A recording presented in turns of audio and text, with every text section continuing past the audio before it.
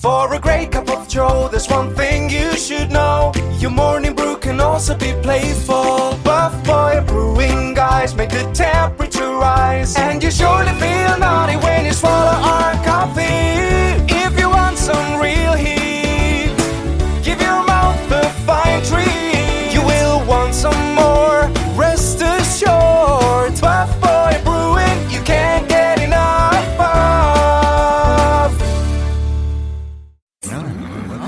It's time for The Scribble, your weekly fix of celebrity chats, bizarre stories in the news, and basic random chatter with best-selling author and syndicated radio host Jeremy Bradley.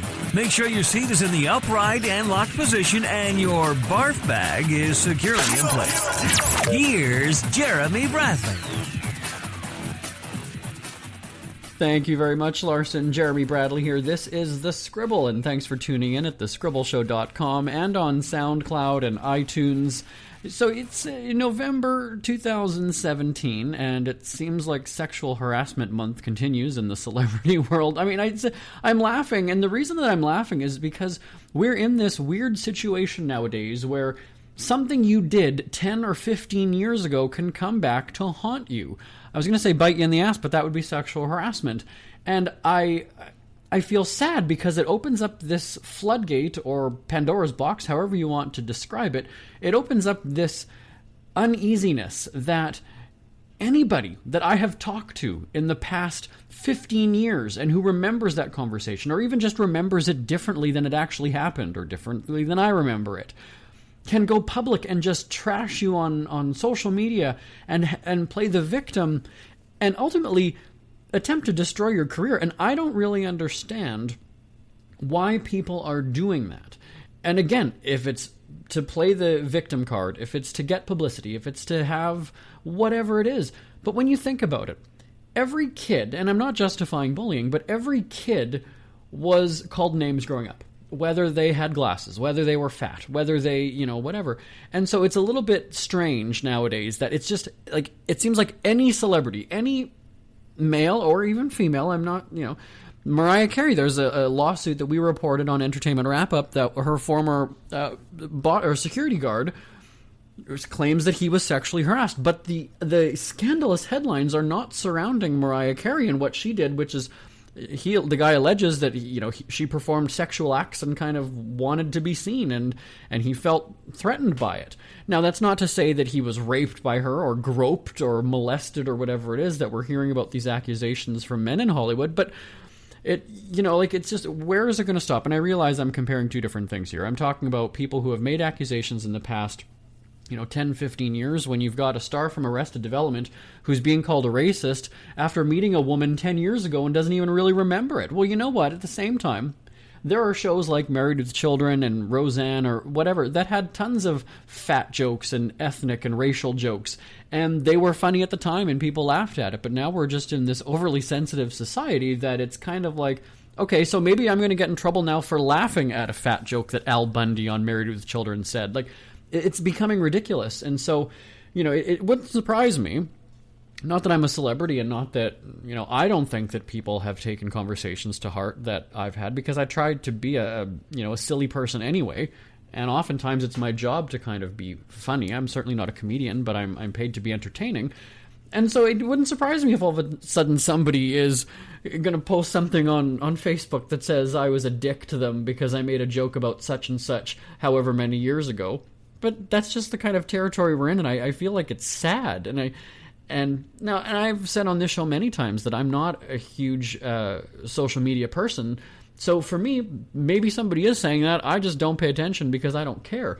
And I think now when I see stories like this or hear about stories like this, it actually makes me realize, okay, yeah, this is why you're not on Facebook and social media all that often.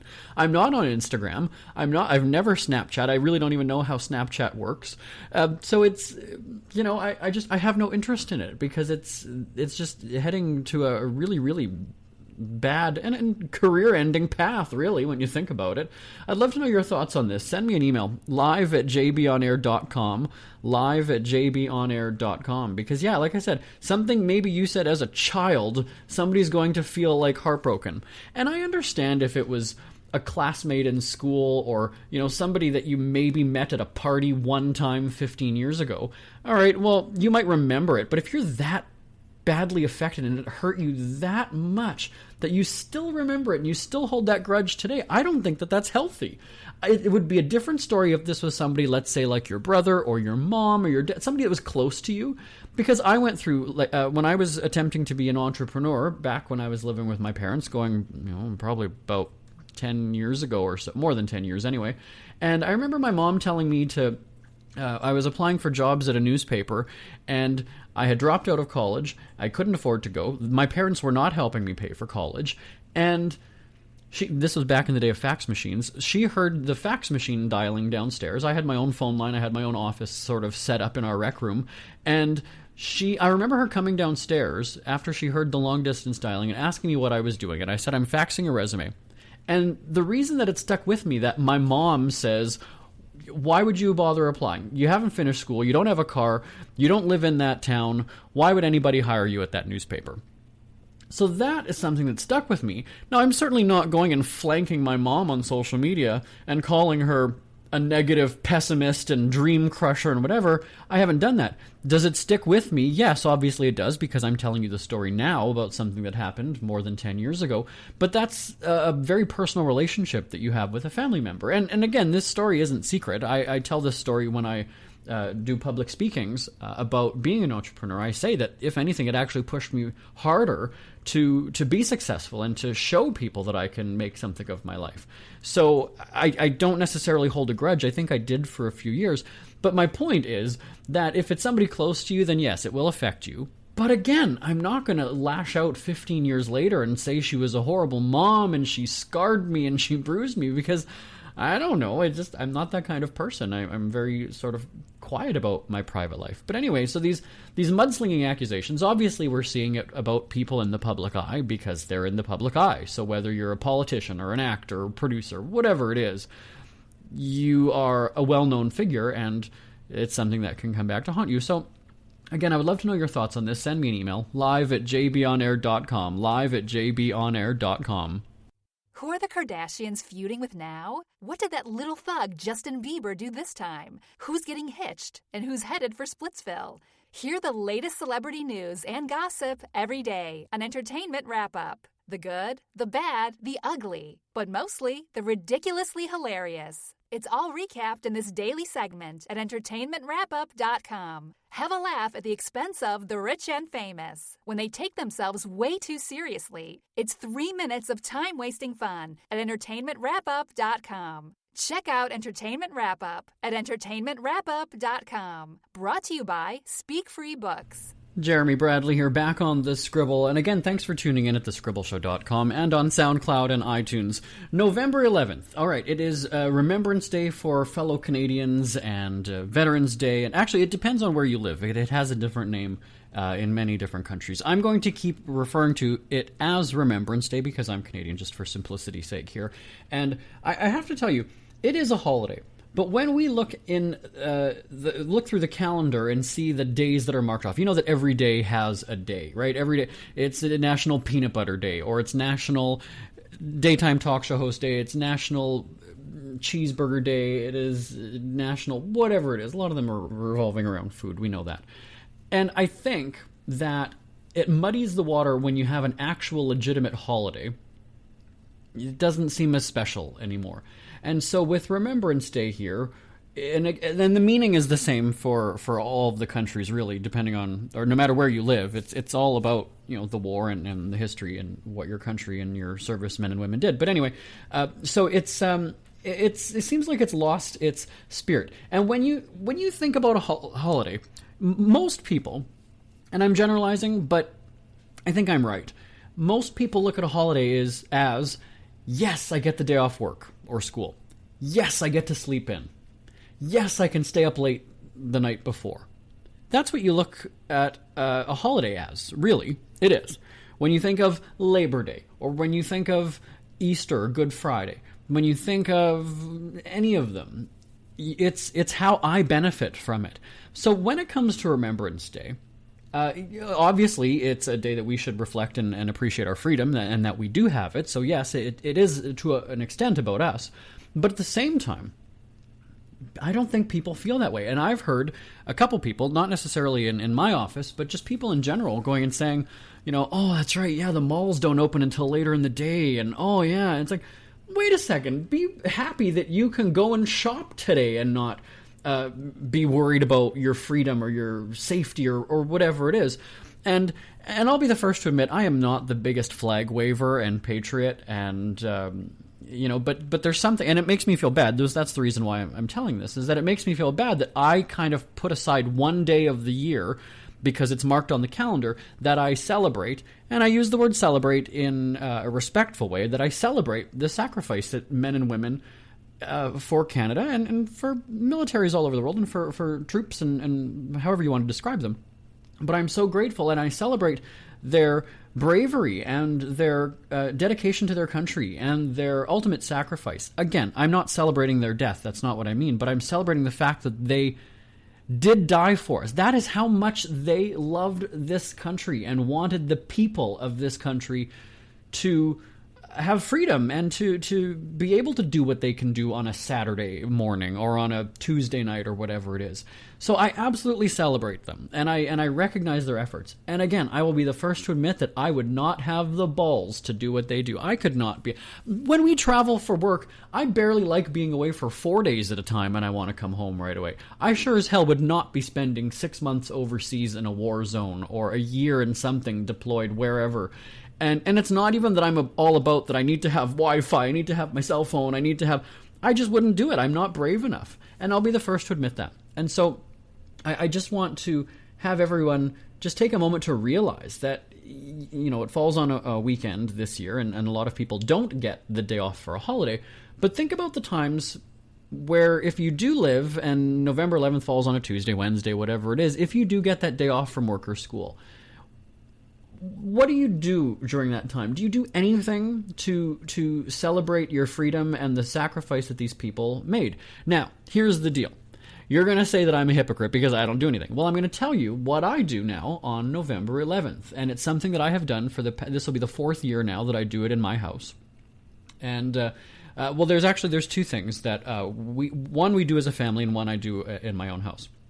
My dad's birthday is November 10th. Today. Happy birthday, Dad, by the way. I forgot to mention that at the top of the show.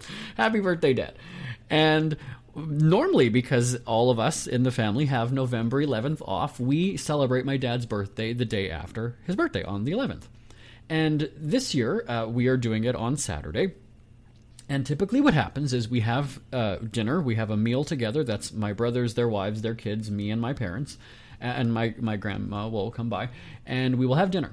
And we'll do presents. And then what we do in the evening is we watch the Remembrance Day ceremonies or services, memorials, whatever you want to call them. We watch them together as a family. Now, here's what's really wild about it.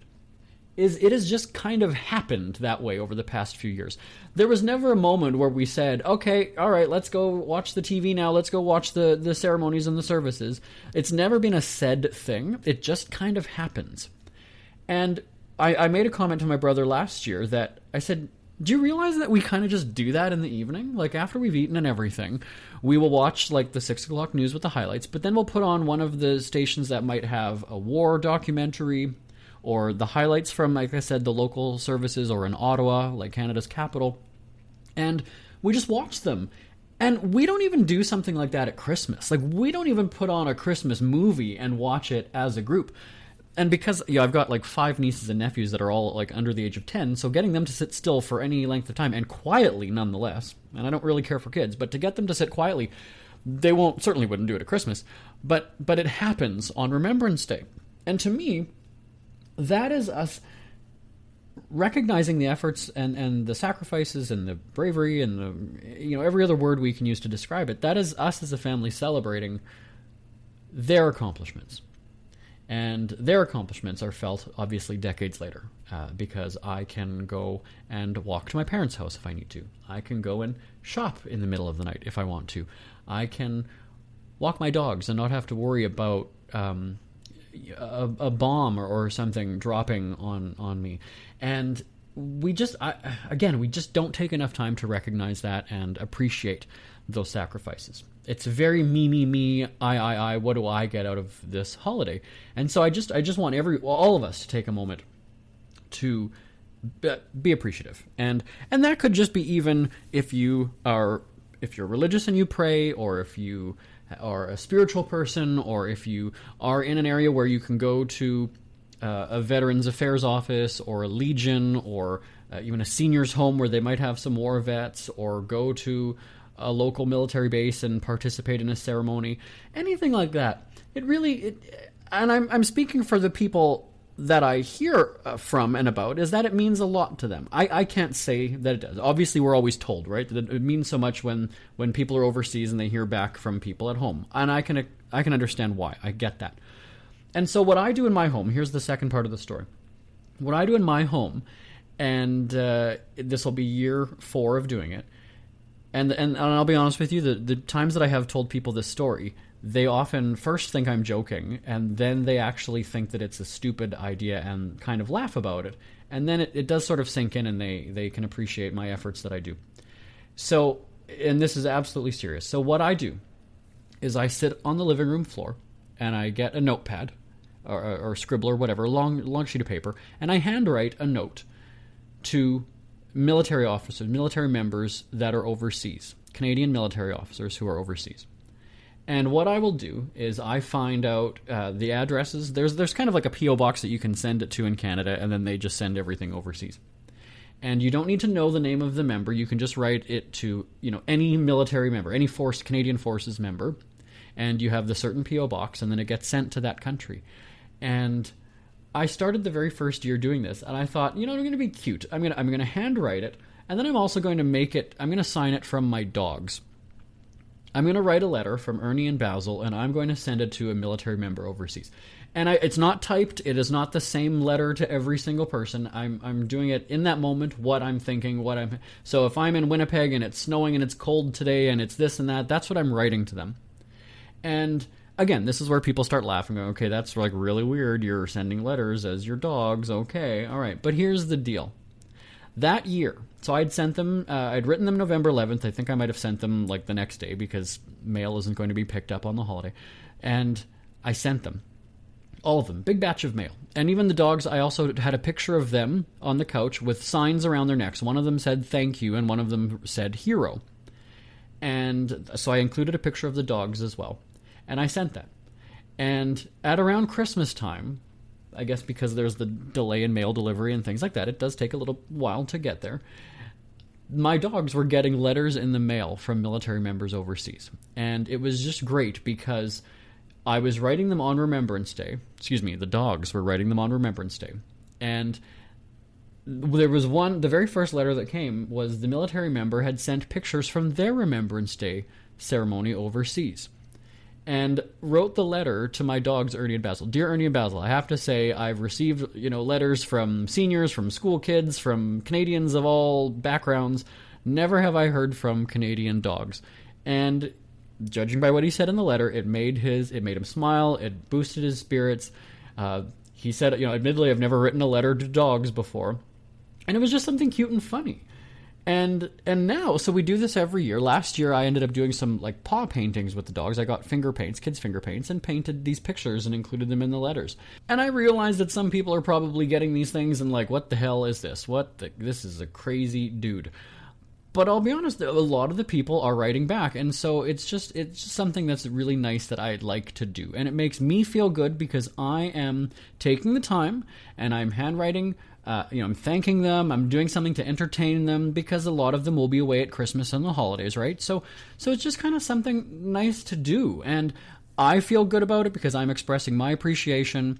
I'm handwriting it, so it's taking a little bit more time than just like typing 6 copies of the same thing, printing it off, and sending it in the mail. So there's a creative element as well. And so that's my one small thing. I'm certainly not saying that I'm changing the world and I'm making their Christmas or I'm whatever. That's not my intent at all. It's just to give them a few minutes of a smile and say, people back home are thinking about you. So that's what I do.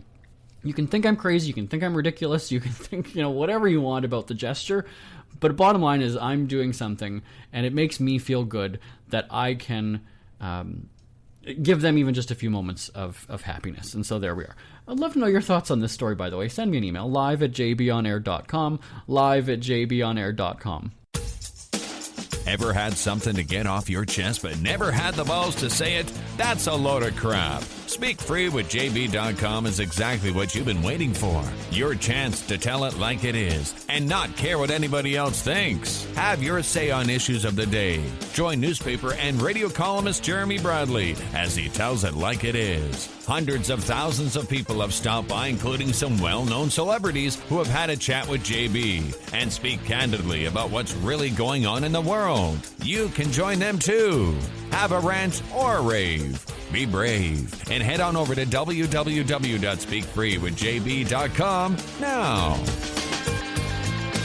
JB here on The Scribble, thescribbleshow.com, and on SoundCloud and iTunes. I don't go to many lunches and business meetings and things like that because I'm so busy hosting our radio shows and all this other stuff. I've got a whole bunch of work that I do internally. But the odd time that I do go out, and especially when we do our travel shows as well, I have to meet a lot of people, obviously. And when we do these different excursions and activities, people will frequently hand me a business card. And I don't have those anymore, and I probably haven't had a business card in probably, I don't even know, at least 5 years. But here's my reasoning, is you've got my email. Chances are, if we've had correspondence back and forth. Now, when we do these travel shows for our radio broadcasts, I don't necessarily know the people before I go there. So let's say we're doing something at a trampoline place or a ziplining place or something like that. I might know the name of the location, and I might know the name of the person I'm interviewing or something like that. But then when you get there, these people, you do the handshake, and then at the end, or even at the beginning, you are handed a business card. And so there have been a few times recently where I've been asked for a business card, and I always just lie and say, oh, you know what, we're just getting them reprinted. We've got like a new logo or whatever, which we haven't had a new logo in a few years. But that's my cover. Because I just don't feel, I don't know, when I did have them, you'd get a stack of like 1,000 or 500 or something like that. And it's like checks too, right? When you just need to get one check from the bank and you have to order 600 of them. And so I had this whole thing of business cards, and then I think we changed a phone number or something on it. And then it was like, we've got this entire box of business cards that are now gone to waste. Why did we spend so much time designing these, blah, blah, blah, blah. Or we changed a website. I don't remember what it was. And so, again, now I went to a business thing, and, you're shaking hands with people, and they hand you a business card. And so I don't have one in return. So stupidly, I'm just like, I can give you my email address. Do you have your phone? Just, take down my email address. But I'm just surprised that in today's, digital technology-driven, focused world, that people are still handing over a paper business card. I recall, if I'm not mistaken, with a BlackBerry back in the day, you used to be able to scan somebody's phone. You could kind of take a picture of their code on their screen, and then it would link you as a contact or something like that. I don't think I ever did it, but now I'm defaulting to that, which is 5-6 years old. Now I'm about to embrace that technology, which nobody uses anymore either. But it seems like there's this resurgence of business cards, and I see these Vistaprint commercials now too for business cards, and I don't know what that's about. So now I'm kind of feeling out of the loop that I don't have business cards anymore, but I still just don't care. It'll be like, here, take down my email address, or here, find me on Twitter. I don't know. I'm also one of those people who I want as few people contacting me as possible when it comes to that kind of businessy stuff. We don't have a relationship. So when I go to a city, just off the top, let's say Toronto. So if we're doing a broadcast in Toronto and I'm taping segments at different businesses in, let's say, 5 different places across the city, I am there to meet you. This one-time thing, we'll tape our 6-minute segment, and then I'm on the go. I'm never going to contact you again anyway. I have no follow-up with you. So I think maybe that's what it is. You give business cards when you want to network and keep in touch and follow up, whereas we kind of just have one-night stands, one-day stands, one interview stands for the radio shows. And like I said, I don't really do meetings with other people, and so when I have, I have the excuse, or I'll say chances are we've corresponded by email before. So if we've had some back and forth conversation, and then we get together and have a business lunch, well, I'm not going to give you my business card because you've already got my emails from when we were arranging this. And my email, maybe, I don't know if my signature has my phone number. It might. See, I don't even know. Now it makes sense why I don't get any phone calls, but I'm fine with that. There's so many people that, I think I've mentioned this on the show before, there's so many people that like to feel special and important when they come in and have 10 emails first thing in the morning. And I'm sitting there going, I'd prefer to have none. Like, I am just fine with that. I used to work with a woman who, when you have those cubicles, I guess they are, and she was a loud talker in the first place, and she was also kind of not a diva. She had this feeling of self-importance, and she liked to announce when she had a missed call on her phone, or again when she comes in, 10 emails already. And she's saying it to herself, but she's saying it loud enough so you can hear, so it does actually make you think, is she just trying to have other people hear this? And there was one afternoon when I was sitting there listening, this is going back several years, she had made a whole bunch of calls one afternoon, and then she came in the next morning and already had 2 voicemails. And again, it has to do that, 2 voicemails already. Well, let's see, who could it be? You called about 57 people yesterday afternoon before you left, and you didn't get them, and so part of your message to them was, call me back. So that's, because I'm a dick, right? There was a part of me that wanted to call her out and be like, why are you complaining then? Well, then don't call these people. Send them an email, or whatever it is. But it was very funny that she would make these announcements so that people could hear. And I remember she was actually new to the company, so she'd only been there maybe about a month. Maybe that's what it was, is that she was wanting to show that people are contacting her and she's got people now. But still, just obnoxious. And don't get me wrong, I will fully admit that the novelty of having work email was kind of really cool at the time, right? That's how you knew you were important at a company or an office, when you had your own email address. And then 10 years before that, it was when you had your own phone line or you had voicemail. I remember my dad had a direct line but never had voicemail. He made a big deal when he got voicemail. Now, nobody leaves voicemails. You send a text or an email.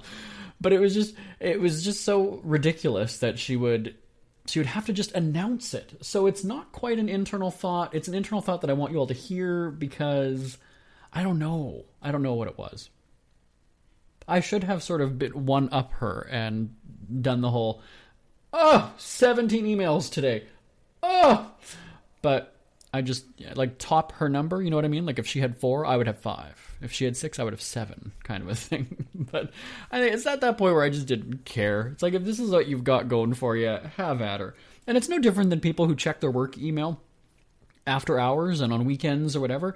I realize there are some jobs that you need to be with your phone on call 24/7. I get that, that's fine. But there's so many people that because you've got this web access or you can have it set up to go to your phone, that people do it. And I don't understand why. It does not make sense to me. If you're paid until 5 o'clock, 4:30, whatever, go home and then spend that rest of the time on yourself. If you're not being paid to work, don't worry about it. That was something that I also used to say. There was, at that same office actually, there were a bunch of people who were doing overtime and not to collect the overtime, but just, I guess, to bank the time off or however it worked.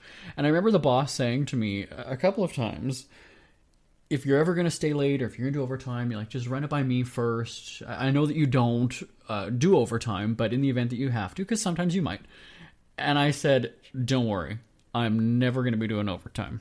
Trust me. I'm not. Maybe it's just because I wasn't emotionally involved in that job. I don't recall really, but I just remember saying that to her 2 occasions, reassuring her, don't worry, I'm not going to go the extra mile for you. How did that end? I think I quit that job, I guess. Yeah, because, well, you know what? I've done pretty well for myself. I've got my own company now. So there you are. I would love to hear your thoughts about office politics. Send me an email live@jbonair.com. live@jbonair.com. It's never too early to start thinking about your next holiday. Have you checked out Mexico recently? From tequila tasting, swimming with horses, to ziplining through the jungle and watching whales and dolphins in their natural habitat, Puerto Vallarta has it all. Visit mexico.jbonair.com to see all the fun PV has to offer. That's at mexico.jbonair.com for hundreds of photos, interviews, and videos from around the tourist hotspot. Check out mexico.jbonair.com for all the fun. That's mexico.jbonair.com. We hear you chirping. Get scribbling. Tweet up the Scribble at The Scribble Show. Join the discussion with Jeremy Bradley. It's all going down right now on Twitter at The Scribble Show and at thescribbleshow.com. My name is Jeremy Bradley. This is The Scribble. I'll talk to you next time. Bye-bye, everybody. Want more Scribble? Check out thescribbleshow.com for past shows, celebrity interviews, cheapskate tips, and more. That's at thescribbleshow.com and on Twitter at The Scribble Show. The Scribble is a speak-free media presentation. If you want some real heat,